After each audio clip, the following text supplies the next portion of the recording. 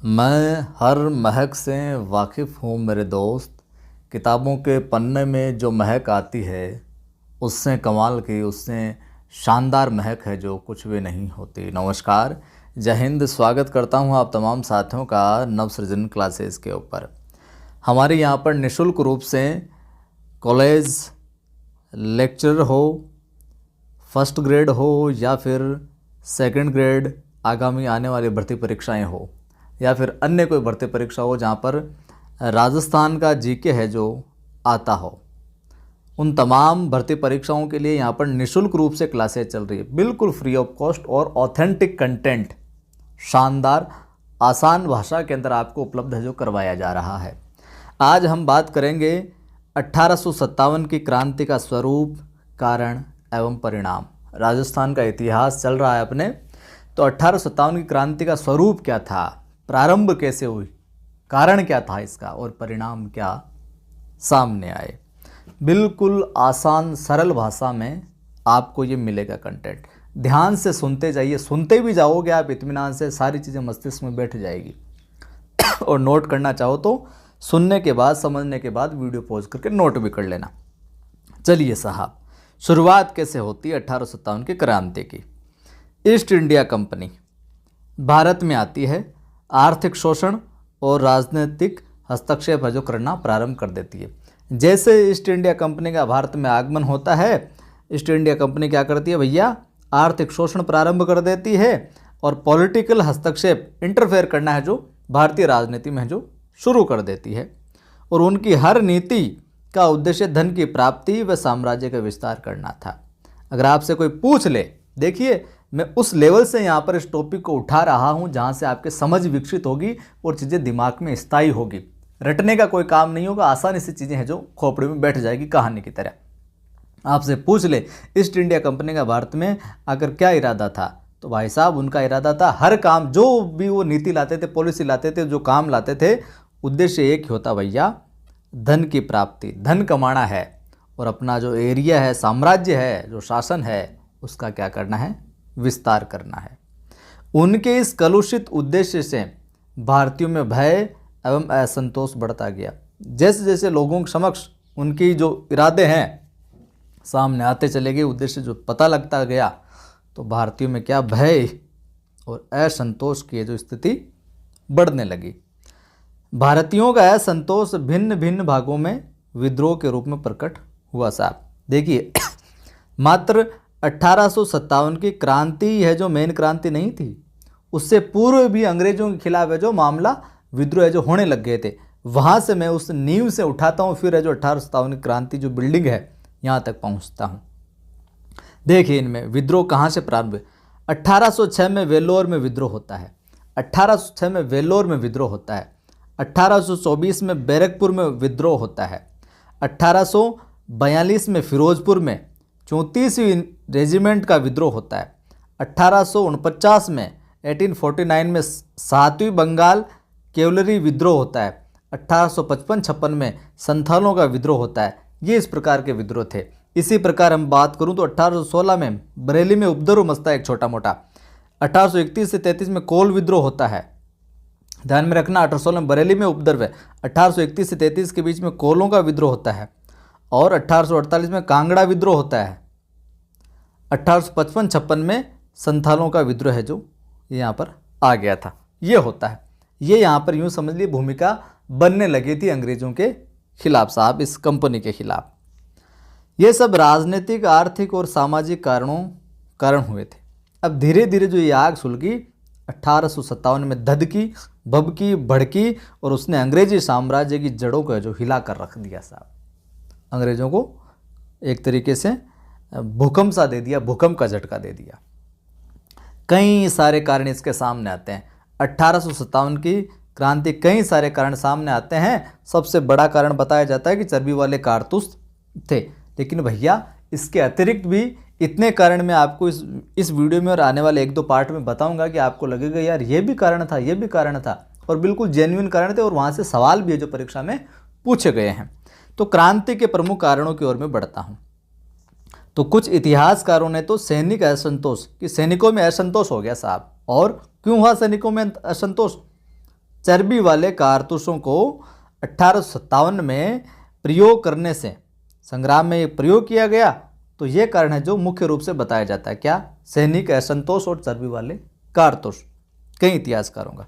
लेकिन यह तो केवल एक चिंगारी थी साहब, जिसने उन समस्त विस्फोटक पदार्थों को जो राजनीतिक तरीके से, सामाजिक, धार्मिक और आर्थिक कारणों से एकत्रित हुए थे, राजनीतिक कारण भी थे, सामाजिक भी थे, धार्मिक थे, आर्थिक कारण थे, इन सब की जो पराकाष्ठा पर जब पहुंचा कि अब तो बस मामला लगने वाली है आग, तो सारा ये सारे के सारे कारण जो थे, ये घास फूस के काम की, इतना घास फूस इकट्ठा हो गया और फिर ये चिंगारी है जो लग गई आखिर में सैनिक असंतोष और चर्बी वाले कारतूसों के। तो आग लगा दी और ये दावानल का रूप है जो धारण करके, दावानल मतलब बढ़ती गई साहब, ये जंगल की आग है जो रुकी ही नहीं साहब। अब देखो, सबसे पहला कारण जो मैं बताऊं और यहीं से भी सवाल पूछा जाता है, राजनीतिक एवं प्रशासनिक कारण। पहला कारण कौन सा? राजनीतिक एवं प्रशासनिक कारण आता है कि अंग्रेजों ने साम्राज्य विस्तार की नीति से भारतीय रियासतों पर प्रभावशाली नियंत्रण और इन्हें धीरे धीरे समाप्त करने की नीति से लॉर्ड वेलेस्ली के अधीन सहायक संधि के रूप में निश्चित आकार ले लिया था। तो सहायक संधि के कौन था करता धरता? Lord Wellesley. इस वजह से भी मामला है जो बिगड़ता गया। लेकिन अधिकांश राजनीतिक कारण लॉर्ड डलहौजी के शासनकाल में व्यपगत सिद्धांत से पनपे। व्यपगत सिद्धांत, हस्तक्षेप वाला, आगे देखते हैं ये क्या, जिसमें झांसी, नागपुर, उदयपुर, सतारा, बघार, निजाम, मैसूर, मराठा आदि और कुशासन का बहाना लेते हुए अवध का विलय, जो अंग्रेजों के प्रति हमेशा वफादार रहा, अवध के सैनिकों में असंतोष तेज हो गया। राज्य हड़प नीति जो आई थी उसके चक्कर में जो और मामला भड़क गया और उनमें थे झांसी, नागपुर, उदयपुर, सतारा, ये सारा का सारा मामला चला। और अवध जो था इनके बड़ा वफादार था, लेकिन इसके सैनिक भी उनको अपने अधिकार में लेने से, विलय करने से ये भी है जो भड़क गए। अंग्रेजों ने कई भारतीय जमींदारों के साथ अपमानजनक व्यवहार किया, तब भी रोष उत्पन्न हुआ। इनकी भूमि को छीनकर उन्हें नाराज कर दिया। किनके? जमींदारों को भूमि छीन ली अंग्रेजों ने, उनको नाराज कर दिया। भारतीय मुसलमान अंग्रेजों से इस कारण नाराज थे क्योंकि अंग्रेज मुगल सम्राट बहादुर शाह जफर के प्रति अपमानजनक व्यवहार करते थे। मुसलमान क्यों नाराज थे यहाँ के? वो इसलिए कि जो बहादुर शाह जफर था मुगल सम्राट, उसका ये अनादर करते थे अंग्रेज। अरे कहाँ को बादशाह है, कहीं देखा यहाँ का बादशाह, इस वजह से ये नाराज थे। अब बहादुर शाह की जैसे मृत्यु होती है, उसके बाद बादशाह पद को समाप्त करने की है जो लॉर्ड कैनिंग की घोषणा। अब ये ध्यान में रखना, बादशाह के पद को समाप्त करने की घोषणा किसने की? लॉर्ड कैनिंग ने। अच्छा सवाल है। एलन बेरा द्वारा बादशाह को भेंट देनी बंद करना और सिक्कों से नाम हटाना तथा डलहौजी द्वारा लाल किले को खाली कराने की बातों ने मुसलमानों में और अधिक रोष जो उत्पन्न कर दिया। ये तमाम कारण भी है जो इस युद्ध के आगे नींव में हुए साहब। अंग्रेजों की जो शासन व्यवस्था थी, जिस तरीके से वो शासन चला रहे थे, उससे क्या भारतीय संतुष्ट नहीं थे साहब। अंग्रेजी न्याय व्यवस्था और उसमें व्याप्त भ्रष्टाचार, लूट खसोट, इससे भारतीयों के बीच मन में क्या असंतोष बढ़ गया। भाई साहब अंग्रेजों को तो काम बढ़ाना पड़सी, यहाँ तो ये आपनों नाको पाते जीबो हराम कर रखे। आगे देखिए, 1833 में आता है चार्टर एक्ट। ध्यान में रखना, 1833 का चार्टर एक्ट, इसमें स्पष्ट उल्लेख था कि धर्म, जाति, रंग, वंश आदि के आधार पर सैनिक और असैनिक सभी सार्वजनिक सेवा में बिना भेदभाव नियुक्ति जो दी जाएगी। 1833 का चार्टर में क्या लिखा था कि कोई धर्म, जाति, रंग वगैरह हम नहीं देखेंगे, सैनिक असैनिक सभी जो जितनी भी सार्वजनिक सेवाएं हैं ना, बिना किसी भेदभाव के नियुक्ति दी जाएगी। ये चार्टर एक्ट में लिखा था, आया है। लेकिन भाई साहब अंग्रेजों ने क्या किया, इस नीति का पालन नहीं किया। भाई साहब मैं गोरा आदमी है, माँ को लेवल अलग है, ताँ को लेवल अलग है, तो उन्होंने इस बात को, जो एक्ट तो लाए, एक्ट तो आया, लेकिन उसमें जो एक्ट में चीज़ें थी उनको अंग्रेजों ने इस नीति का पालन नहीं किया, इम्प्लीमेंट नहीं होने दिया साहब। तो उच्च पद केवल अंग्रेजों के लिए सुरक्षित थे। इस वजह से जो यहाँ के लोग थे वो भड़के हुए थे कि यार जब चाहे हुक्म चलाते रहते हैं, इनका कुछ काम तमाम करना पड़ेगा, इनका तो कुछ है जो बढ़ाना ही पड़ेगा मामला। आर्थिक कारण, पॉलिटिकल कारण के बाद में आर्थिक कारण क्या था? तो भारत में अंग्रेजी शासन का मूल उद्देश्य क्या था? भारत का आर्थिक शोषण था, लूटना था। इनकी आर्थिक शोषण की नीतियों ने भारतीयों में असंतोष की भावना पैदा कर दी। भारत में आत्मनिर्भर ग्रामीण अर्थव्यवस्था की जो विशेषताएं थी, भारत आत्मनिर्भर था और ग्रामीण लोग तो विशेष तौर से जो विशेषताएं थी ना, अंग्रेजों की शोषण की नीति ने क्या नष्ट कर दी वो। अब कैसे कैसे की आगे हम देखेंगे। अंग्रेजों की भू राजस्व पद्धतियाँ भी कृषकों के शोषण का कारण बनी। अंग्रेजों की जो जितनी भू राजस्व पद्धतियाँ बढ़ाई वो सारी की सारी किसानों के शोषण वाली थी। भू राजस्व की अधिकता की भूमि पर ज़्यादा कर मिलेगा साहब, कर वसूला गया और वसूली में सेना का सहारा लेना पड़ता था। इस वजह से भी असंतोष मामला बढ़ता गया।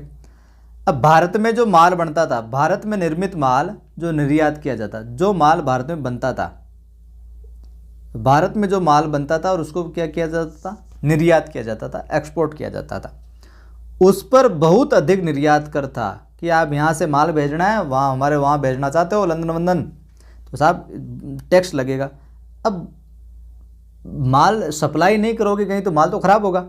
तो जबकि भारत के कच्चे माल पर जो कम निर्यात करता, अब देखिए भारत में अगर कोई माल बन रहा है कंप्लीट पूरी तरीके से तैयार हो रहा है तो उस पर तो क्या लगा दिया, बहुत ज़्यादा कर लगा दिया।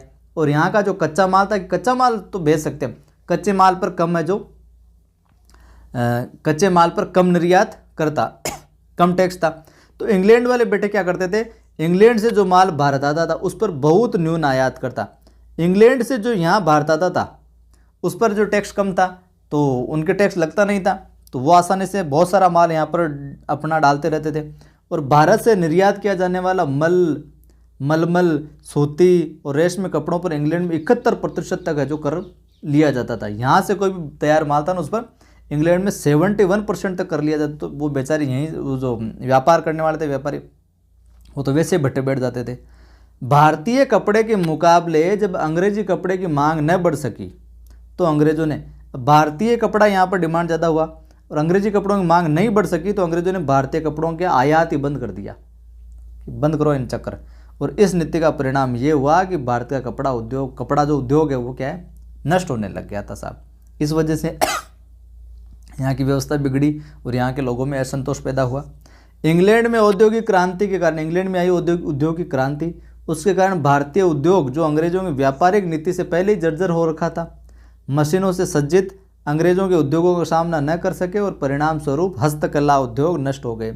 अंग्रेज क्या किए, बेटे मशीनें बना ली, रिजात कर ली, और यहाँ अपने वाले तो हाथों से काम करते थे। तो मशीनों के आने के चक्कर में यहाँ वाले जो ग्रामीण जो उद्योग था, गाँव का जो हाथों से हस्तकला थी, वो उद्योग सारे के सारे नष्ट होने की कगार पर आ गए और कारीगर क्या हो गए, बेरोजगार हो गए और बस्तियाँ और नगर है जो उजड़ गए साहब। अब खाने कमाने में कुछ नहीं होता तो भाई क्या करें, लफड़ा हो गया।